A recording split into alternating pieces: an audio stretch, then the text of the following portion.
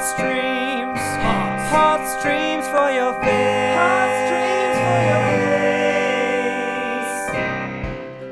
face. So hot streams, yeah. I didn't know which category to put this one in. It's a bunch of things. So let's start by saying there's a series put out by ESPN called 30 for 30. And they cover great moments in sports history, terrible moments in sports history, amazing, inspiring, tragic, all of it. It's been going on from 2009 to present. They're still putting out new ones. And these are real documentary films. These aren't, 42-minute filler pieces they put on. These are hour and 40-minute full films. And they're great. The production quality is amazing. They're wonderful. It's on Netflix. Check it out.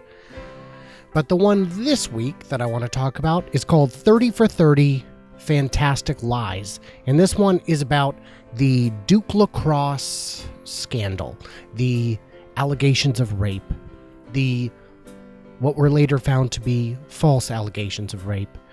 And it's a tragic story. It's heartbreaking. It's stupid. It never should have happened.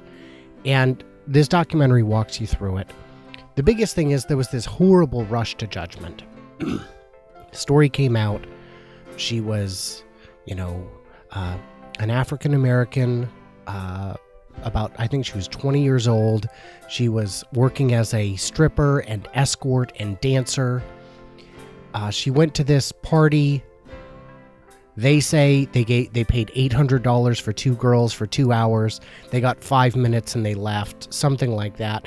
They say a completely different story, which includes allegations of rape. The problem with this is, as it turns out, none of it happened. And the tragedy is the assembly line of prosecutions. Prosecution in any major city is an assembly line. So the officer says, well, my job is just to take a report, pass it on to the prosecutor's office. It's not my choice if this is pursued or not. I just fill out the paperwork. If there's fundamental problems, they'll be caught later. It's not up to me. Well, then you get to the first prosecutor. Well, his job is not to determine whether or not the investigation was right. He just knows he got paperwork, and it's not his job to know if it'll survive at trial. His job is only to offer a plea deal. Now, over 90% of the accused take the plea deal, and that's mostly because they've got a public defender who has no capacity to defend them. Just take the plea deal. It's painless. Get it over with. Well, it's not painless. You're ruining people's lives unless they are legitimately guilty. Well, then you get to the actual prosecutor, and he says, well, look. I didn't take the report. I'm not the one who declined the plea deal. A plea deal was offered to you. No, my job is just to try the case. Well, whose job is it to stop and say, wait a minute, this is ridiculous? Well, in the case of this prosecution, the district attorney was up for re-election in a predominantly African-American community, and he wanted to show his commitment to the African-American community at all costs.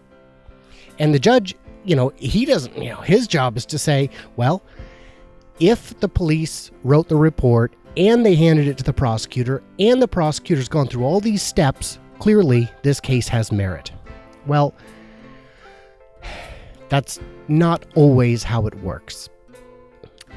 So in the course of this, the problem becomes justice isn't rewarded. Victory is rewarded. Nobody looks at a prosecutor who's moving up through the ranks and says, how many times did you let a case go because you determined it was unjust? No, they say, what is your win rate? How many convictions did you secure? For what crimes, for how long of a period of time? Nobody goes and says, well, you missed some. You screwed up. Likewise, injustice isn't punished. Injustice is largely ignored. When officers are found to have lied on the stand, perjury charges are never pursued. Almost never. It's like finding a unicorn in the city. It's super rare. And the problem becomes juries put incredible faith in officers of the law. Usually, those officers of the law are acting in good faith. Not always the case. And when it's not the case, no one stands up and says, you know what, this is horseshit. This never should have happened. But there you go. So in the instances of this case, everything was wrong of it. Was wrong. So, for example, the persons accused provided an alibi. The officers never followed up with it. They can prove that they weren't even at the house at the time it was alleged to have occurred. They are on video at the ATM miles away. One of the guys accused, he's not in the documentary, but if you read up on the different articles, you'll find one of the guys was actually not even in the same city as the accuser said he was. So that's just screwed. The one and only witness, so there were two strippers. One of them said, nothing happened. This is all made up. The other one said, I am a victim. Her story was never actually checked out. Her story was so inconsistent. At one point she said 20 guys raped her. At one time, then she changed it to 3 guys. Then she said one had a mustache. Then it just kept changing. And when they did the rape kit, they found no injuries and no DNA. So right there, it's kind of weird. So what would the prosecutor do? Well, you can't, you're this far into it, you got to double down, right? So he found a private lab out in addition to the state lab and made them test additional evidence. And he found, we found partial matches. These guys did it. Well, under cross-examination, they found out, no, that's not what the evidence shows. And they asked him point blank, do you have a deal with the prosecutor to leave certain items out of the record? And the guy's not about to throw his career under the bus. He's like, yeah, the prosecutor told me specifically to leave certain things out, which, could be viewed as exculpatory. Which means the prosecutor willfully falsified DNA evidence. I mean, that's the strongest evidence there is. And he's got his own agenda. But really the question is, why didn't the police stop it before that? Why didn't someone in the prosecutor's office say, look, this is ridiculous. We can't do this. This isn't the case. We're destroying people's lives over what we now know is almost certainly untrue. As it turns out, the young lady making the accusations later recanted her story and said, no, it never happened. She was presented with evidence by the prosecutor's office, and the prosecutor's office said no. The prosecutor's office showed it to her, and she said, no, you know what? In fact, it never happened. Now, one reason for that may be that she was a single mom, and she was high out of her mind, and she was out stripping at midnight when she should be home with her kid. But that's neither here nor there.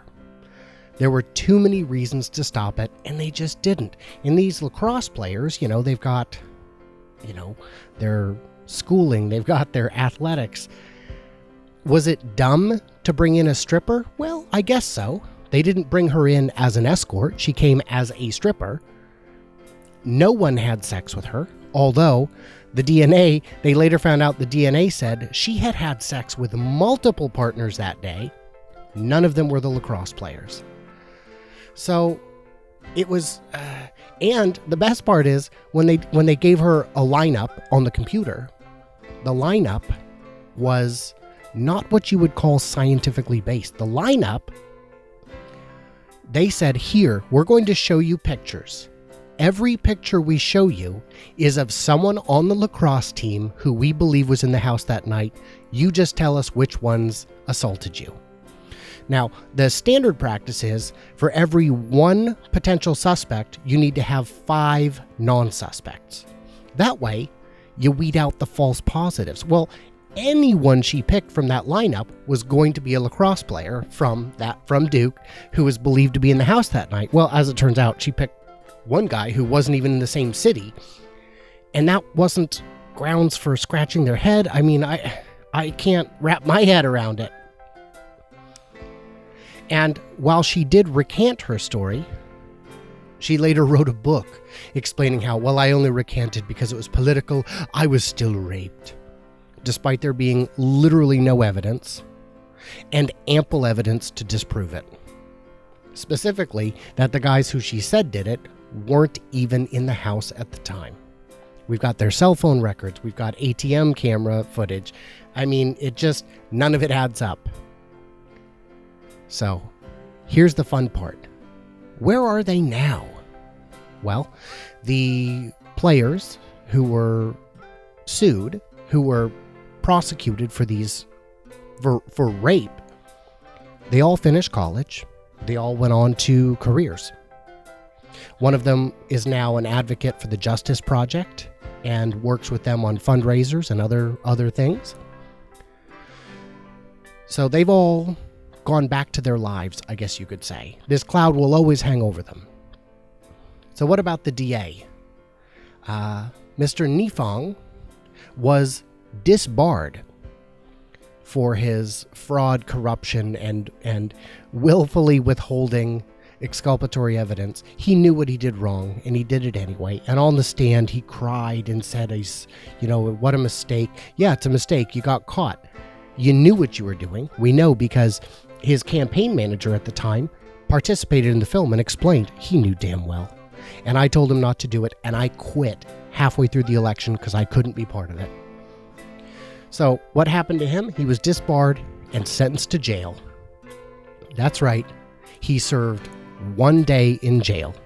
And it wasn't like, come with us, you're coming right now. No, it was, come turn yourself in when you feel like it, and you will spend 1 day in jail and then be released.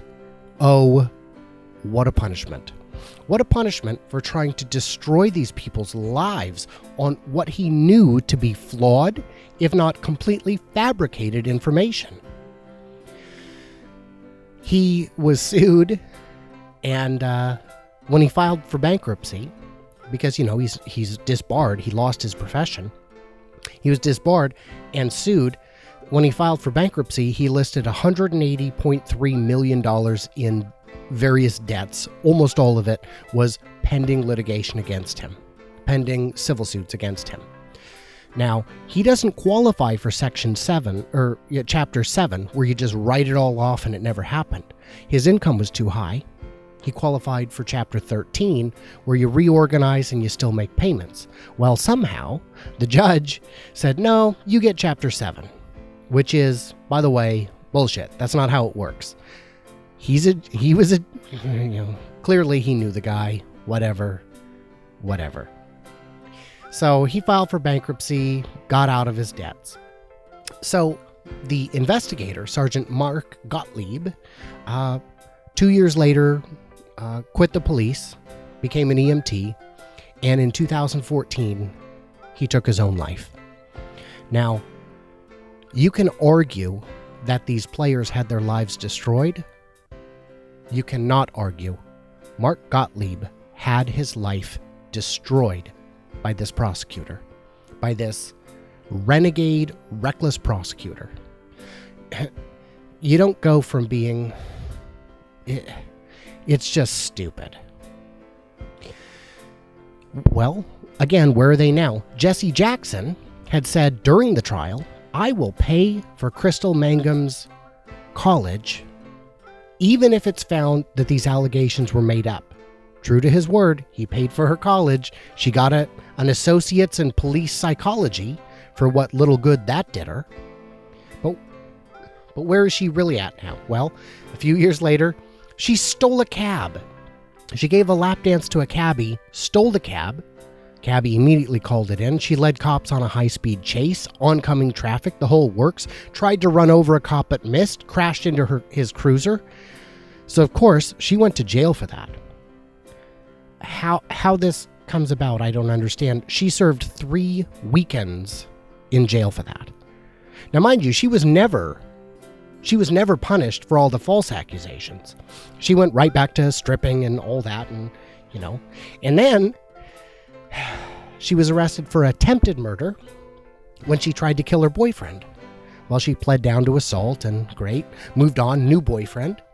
Well, she's currently serving 14 to 18 years for second-degree murder of that next boyfriend, who she stabbed something like 10 or 20 times, and he died a week and a half later. And she said, no, I was defending myself. Well, there were no defensive wounds, and he testified. He made a statement on his goddamn deathbed. No, I was trying to get away from her, and the physical evidence supported that. So really, what I'm saying is the system needs an overhaul, and a big one.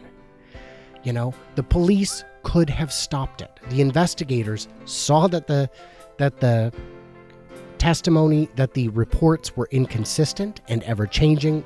They never checked out the alibi. They knew this was a bullshit case. And if they didn't, holy shit, these people should never be investigators. But if they'd done an ounce of investigating, it would have stopped right there. The prosecutor could have stopped it. Even the junior, early prosecutors could have stopped it. Someone in the prosecutor's office could have stopped it. The main prosecutor, the DA, now he was just a grade A asshole. He was a man on a power trip. When the chief of police said, I'm going to stop this, he arrested the chief of police's daughter on a 2.5-year-old shoplifting charge and said,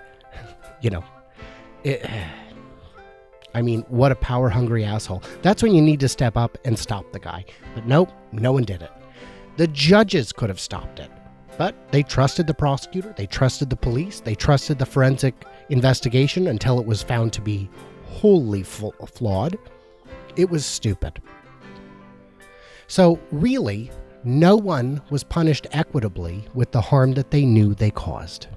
These kids could have faced 20, 30 years in prison for something everyone at every step knew didn't happen. And the damage to their reputations is irreparable. You cannot unring that bell. These are accused rapists. And no one, sure, the investigator who took his own life, he felt severely punished. I'm sure the prosecutor who lost his profession feels that he was punished, but I disagree. The whole system needs an overhaul. So that's my recommendation for a movie for this week. Lighthearted and happy and all that great stuff. Guys, you gotta watch this. And while you're at it, look at the other 30 for 30s by ESPN. They make some really great documentaries. Because they're ESPN, they get the biggest names involved to participate. It's just wonderful. Well, this one was a bit disheartening, but the rest of them are wonderful.